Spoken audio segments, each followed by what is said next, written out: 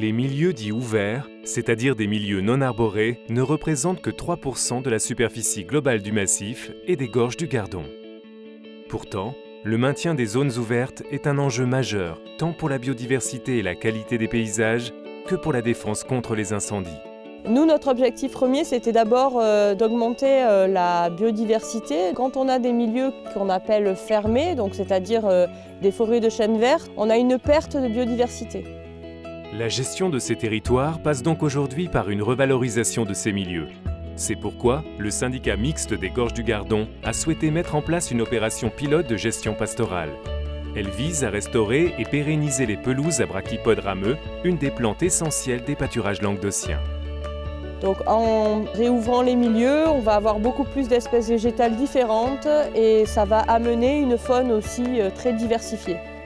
Les milieux ouverts, c'est plus adapté parce que déjà on voit nos bêtes, là autrement ici, à beaucoup d'endroits on ne les voit pas, quoi. Elles rentrent dans le bois, c'est pour ça qu'on met des cloches.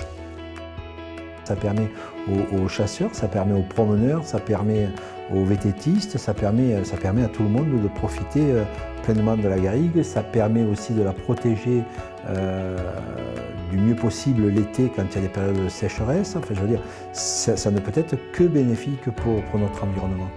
C'est ce qu'on a de plus important sur la commune, hein. Il y a des habitations, mais ces habitations sont là parce qu'on a un environnement.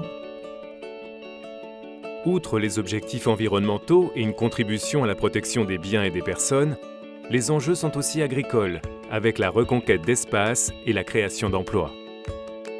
Je pense qu'à une époque, les forêts étaient entretenues par tout le monde, par des bûcherons, par des troupeaux, par les paysans locaux. Aujourd'hui, toute cette activité n'existe plus. Avec notre travail, on fait vivre du monde puisque j'embauche 3 personnes actuellement. Préserver ce patrimoine naturel, c'est aussi sensibiliser le public à l'environnement à travers des animations et des rencontres avec le berger. À partir de là, on a décidé de construire une bergerie écologique qui servira aussi pour l'accueil des scolaires. Les couloirs d'alimentation, en fait, ont été créés pour accueillir les enfants et pour éviter qu'ils dérangent le troupeau. On a aussi des ventelles qui permettent l'aération du bâtiment. Et puis après, on a des matériaux écologiques, le système de filtration est aussi écologique, donc on a essayé vraiment de faire de l'environnemental sur ce projet-là.